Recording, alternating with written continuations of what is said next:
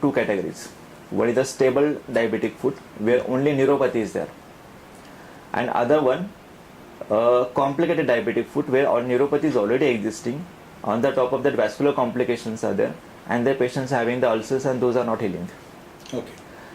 Neuropathic diabetic foot, say almost around 50-60% patients will have a neuropathy. Now, what kind of a neuropathy we are dealing with?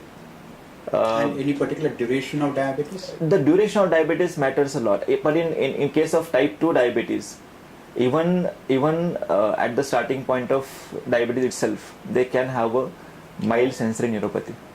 Yes. But once they do not control, it will get worse, and then they will not have a sensations. I see.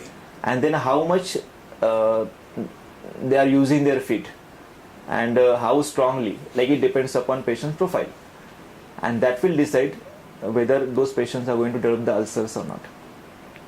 Vascular complications is added one.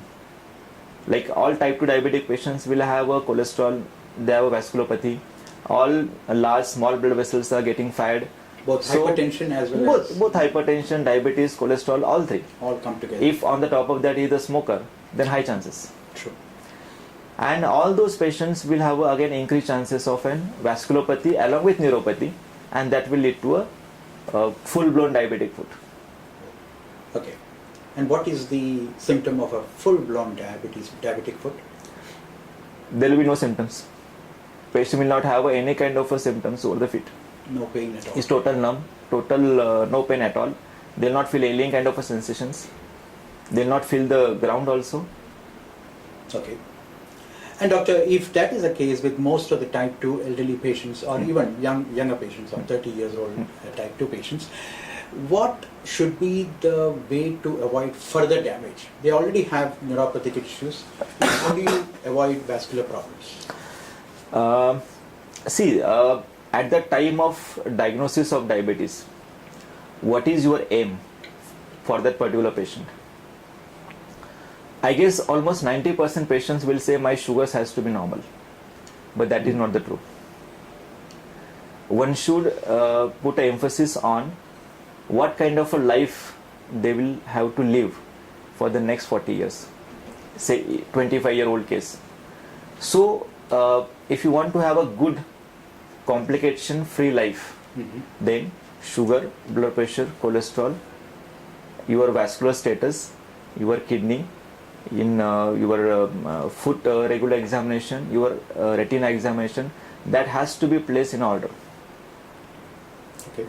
That means emphasis should be not only on sugars but the other factors also, because all complications are basically vascular based complications, and vessels are damaged not only because of sugars but because of blood pressure, because of cholesterol, True. because of smoking, because of maybe alcohol. And so all those factors has to be tackled at any given point of time. As soon as you are a patient is registered with you, you have to convince him about all these factors. 99% times it doesn't happen. Patients are only concerned about the sugars. I think the diabetic education and the diabetic educators course is much more vital in this case. You raised a very interesting Yeah. issue, doctor, about alcohol. We have rarely heard about that affecting, diabetic foot or neuropathy or vasculopathy. What is the role of alcohol, and what is the, there are also many doctors nowadays, especially neurologists and psychiatrists, who would say that a peg a day is actually good to control your well-being. How much is an excess of alcohol, and how do you actually recommend that? See, the alcohol, usually they'll say there is an increase in HDL levels, but then there is a good cholesterol. But if you consider the quality of HDL is not that good in case of alcohol causing increase in HDL levels. I see. You compare with the exercise, that will have much better role, because that can also give rise to an increase in HDL levels. Doctor, But then if any alcoholic patient, if you consider, that will have some kind of a neuropathy. Though whether he is diabetic or non-diabetic, that doesn't make any difference. Doctor, there is a patient who is in his young youth, type 2, 30 years old plus, and he is exercising as well as has moderate alcohol. Will that actually cause a problem for neuropathy as or vasculopathy? See, moderate alcohol means how much? See, whatever the criteria we are putting, that is all Western criteria. There is nothing like an Indian criteria where Exactly. you allowed That is the problem. this is the amount which is required. In So Western they according to say you- 90 ml 3 times in a week is okay. But in Indian setup probably that is not okay. I see. Because here the environment and the effect of environment on a body, that is totally different. Here the people must be slogging for almost around say 12-14 hours a day. In Western probably only 6 hours a day. Absolutely.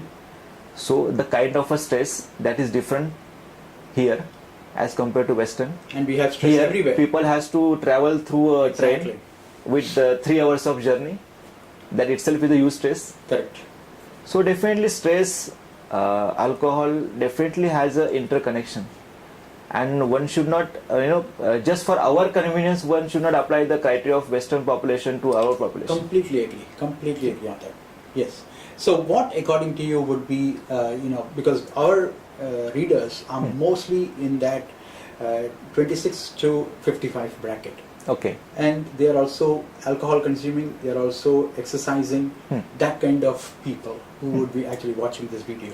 Now, according to you, what is your message to them? What should be the right exercise amount as well as quality, as well as what is the right amount of alcohol where they should not breach that limit? Right.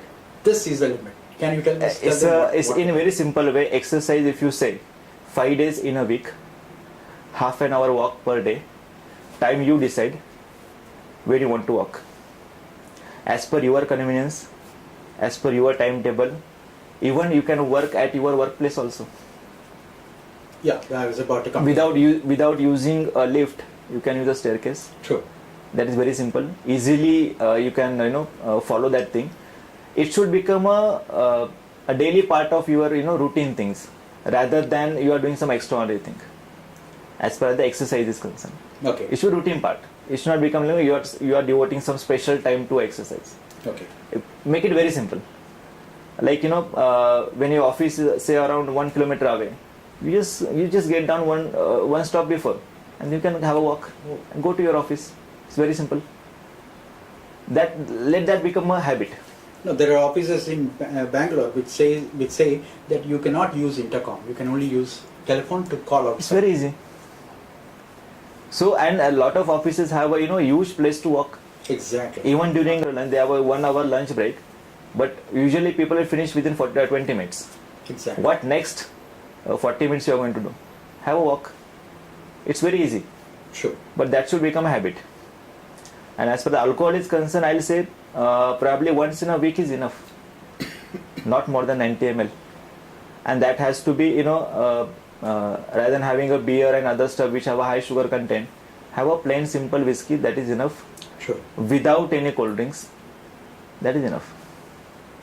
Very true. Okay, Doctor, 4 minutes left in the interview. Yeah. Let me ask you some very specific questions about how do you deal with vegetarianism in terms of dealing with neuropathy, because it's known that for B12 as well as vitamin E, you need to have non-vegetarian food.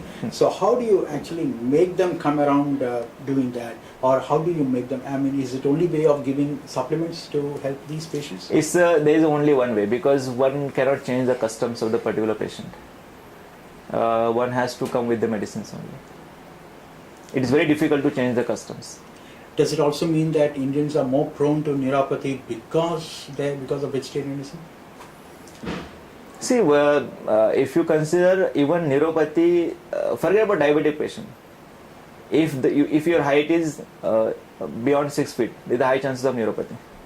Considering the height itself is a factor. Age itself is a factor.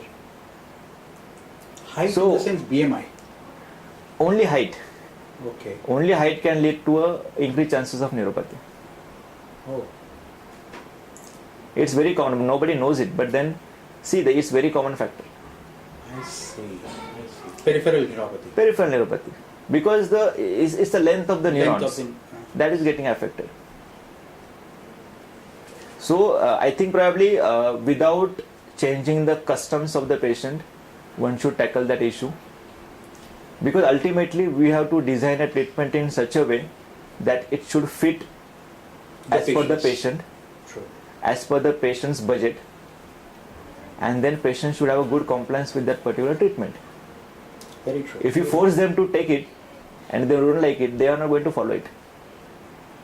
And if there is no good compliance, I think that is a loss of patient. The point is, recently I was reading a report which says patients should check their blood sugar 3 times a day, and I wondered how many people can actually afford to check. Practically it is not possible. First thing, it's not possible, because one cannot involve into his own diabetes care throughout the day. He is having lot of other problems also to tackle.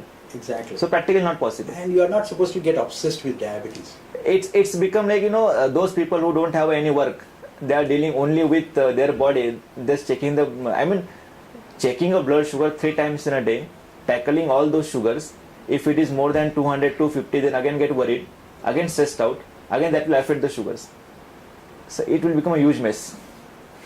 So only in selective cases, probably once in a day, one sugar, that is also very selectively, yes, they can do it.